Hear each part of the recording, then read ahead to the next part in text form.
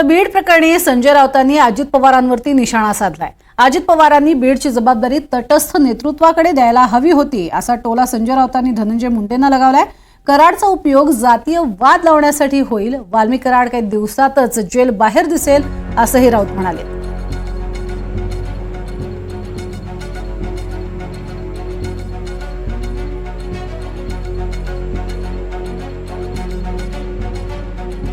अजित पवार हे काही तटस्थ वृत्तीचे नेते नाही आहेत। एक जो निष्पक्षपणे नेत्याने काम करायचं असतं त्यातले ते नाही।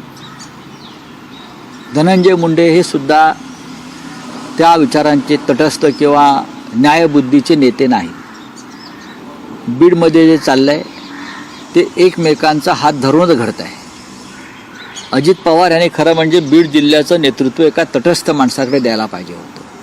पण आज या आपल्या महाराष्ट्राच्या राजकारणामध्ये कोणीही तटस्थ नेता दिसत नाही। बीडमध्ये आजही संतोष देशमुख यांचे खरे आरोपी हे बाहेर आहेत। आणि मी कालही सांगितलं होतं की वाल्मिक कराड